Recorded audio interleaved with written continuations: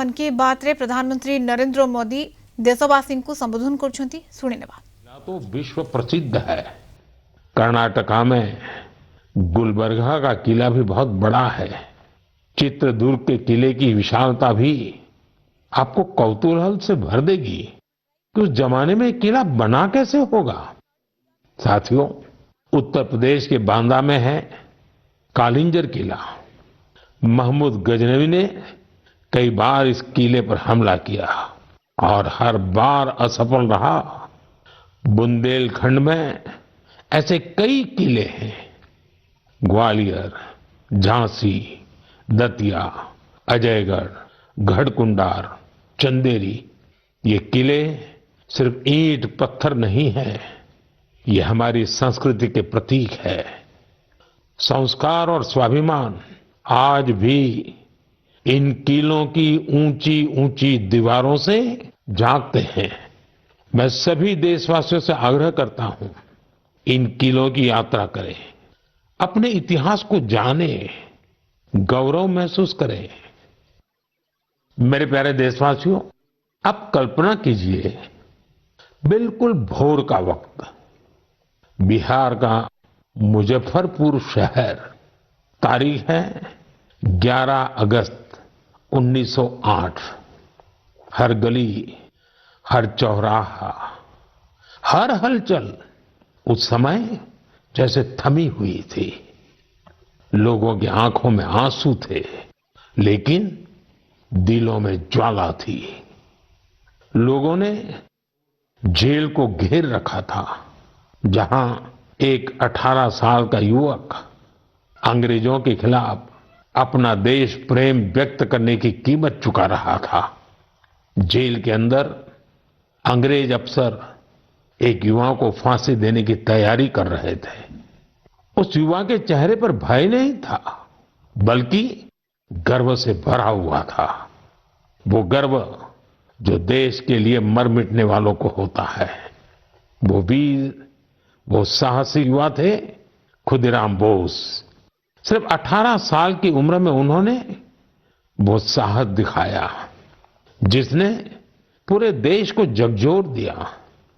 तब अखबारों ने भी लिखा था, खुदीराम बोस जब फांसी के फंदे की ओर बढ़े तो उनके चेहरे पर मुस्कान थी। ऐसे ही अनगिनत बलिदानों के बाद, सदियों की तपस्या के बाद हमें आजादी मिली थी।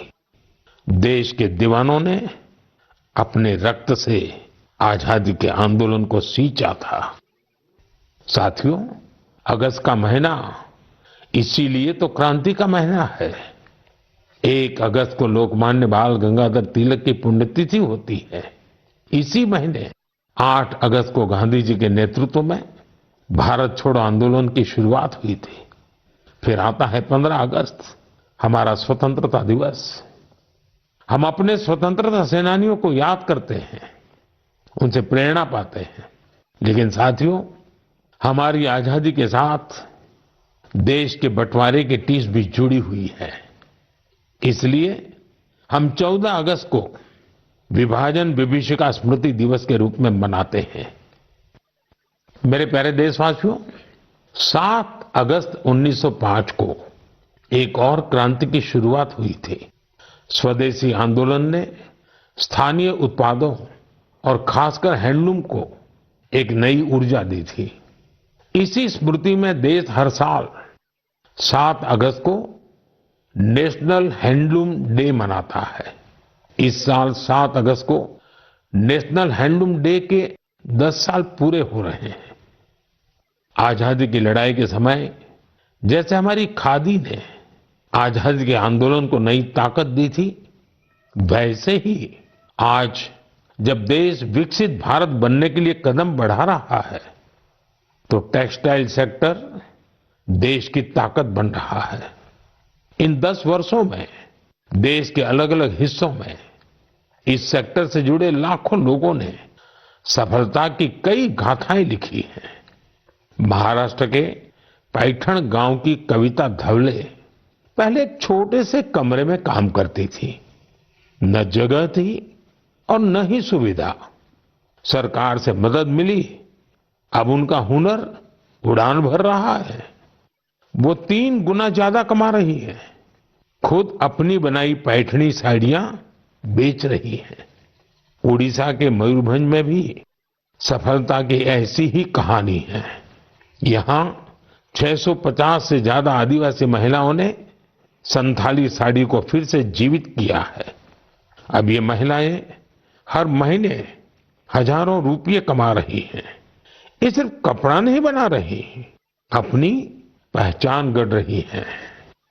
बिहार के नालंदा से नवीन कुमार की उपलब्धि भी प्रेरणादायक है। उनका परिवार पीढ़ियों से इस काम से जुड़ा है।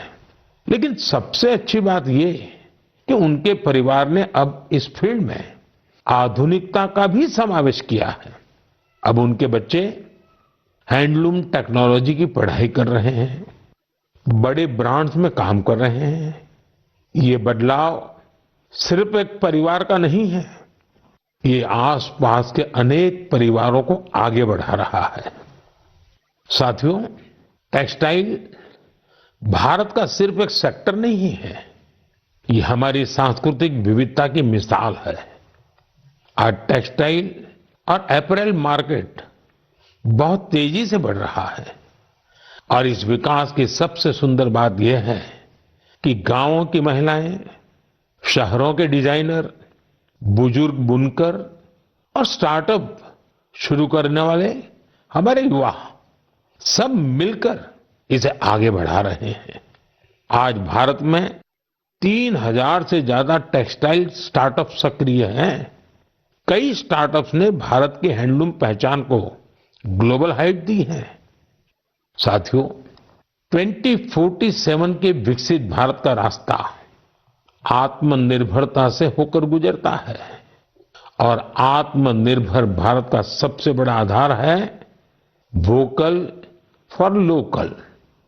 जो चीजें भारत में बनी हो, जिसे बनाने में किसी भारतीय का पसीना बहा हो, वही खरीदे और वही बेचे, ये हमारा संकल्प होना चाहिए। मेरे प्यारे देशवासियों, भारत की विविधता की सबसे खूबसूरत झलक हमारे लोकगीतों और परंपराओं में मिलती है और इसी का हिस्सा होता है हमारे भजन और हमारे कीर्तन। लेकिन क्या आपने कभी सुना है कि कीर्तन के जरिए फॉरेस्ट फायर के प्रति लोगों को जागरूक किया जाए? शायद आपको विश्वास न हो, लेकिन ओडिशा के क्योंझर जिले में एक अद्भुत कार्य हो रहा है। यहाँ राधा कृष्ण संकीर्तन मंडली नाम की एक टोली है। भक्ति के साथ साथ ये टोली आज पर्यावरण संरक्षण का भी मंत्र जप रही है। इस पहल की प्रेरणा है प्रमिला प्रधान जी। जंगल और पर्यावरण की रक्षा के लिए उन्होंने पारंपरिक गीतों में नए बोल जोड़े, नए संदेश जोड़े। उनकी टोली गांव-गांव गई, गीतों के माध्यम से लोगों को समझाया कि जंगल में लगने वाली आग से कितना नुकसान होता है। ये उदाहरण हमें याद दिलाता है कि हमारी लोक परंपराएं कोई बीते युग की चीज नहीं है। इनमें आज भी समाज को दिशा देने की शक्ति है। मेरे प्यारे देशवासियों, भारत की संस्कृति का बहुत बड़ा आधार हमारे त्योहार और परंपराएं हैं। लेकिन हमारी संस्कृति की जीवंतता का एक और पक्ष है। ये पक्ष है अपने वर्तमान और अपने इतिहास को डॉक्यूमेंट करते रहना। हमारी असली ताकत वो ज्ञान है जिसे सदियों से पांडुलिपियां, मैन्युस्क्रिप्ट के रूप में सहेजा गया है। इन पांडुलिपियों में विज्ञान है, चिकित्सा की पद्धतियां हैं, संगीत है, दर्शन है और सबसे बड़ी बात वो सोच है जो मानवता के भविष्य को उज्जवल बना सकती है। साथियों, ऐसे असाधारण ज्ञान को, इस विरासत को सहेजना हम सबकी जिम्मेदारी है। हमारे देश में हर कालखंड में कुछ ऐसे लोग हुए हैं जिन्होंने इसे अपनी साधना बना लिया। ऐसे ही एक प्रेरणादायक व्यक्तित्व है मणि मारन जी, जो तमिलनाडु के तंजावुर से हैं। उन्हें लगा कि अगर आज की पीढ़ी तमिल पांडुलिपियां पढ़ना नहीं सीखेगी तो आने वाले समय में ये अनमोल धरोहर खो जाएगी। इसलिए उन्होंने शाम को कक्षाएं शुरू की, जहां छात्र, नौकरी पेशा युवा, रिसर्चर सब यहां आकर के सीखने लगे। मणि मारन जी ने लोगों को सिखाया कि तमिल सुवड़ियल यानी पाम लीफ मैन्युस्क्रिप्ट को पढ़ने और समझने की विधि क्या होती है। आज अनेकों प्रयासों से कई छात्र इस विधा में पारंगत हो चुके हैं। कुछ स्टूडेंट्स ने तो इन पांडुलिपियों के आधार पर ट्रेडिशनल मेडिसिन सिस्टम पर रिसर्च भी शुरू कर दी है। साथियों, सोचिए, अगर ऐसा प्रयास देश भर में हो तो हमारा पुरातन ज्ञान केवल दीवारों में बंद नहीं रहेगा, वो नई पीढ़ी की चेतना का हिस्सा बन जाएगा। इसी सोच से प्रेरित होकर भारत सरकार ने इस वर्ष के बजट में एक ऐतिहासिक पहल की घोषणा की है, ज्ञान भारतम मिशन। इस मिशन के तहत प्राचीन पांडुलिपियों को डिजिटाइज किया जाएगा, फिर एक नेशनल डिजिटल रिपोजिटरी बनाई जाएगी, जहां दुनिया भर के विद्यार्थी, शोधकर्ता भारत की ज्ञान परंपरा से जुड़ सकेंगे।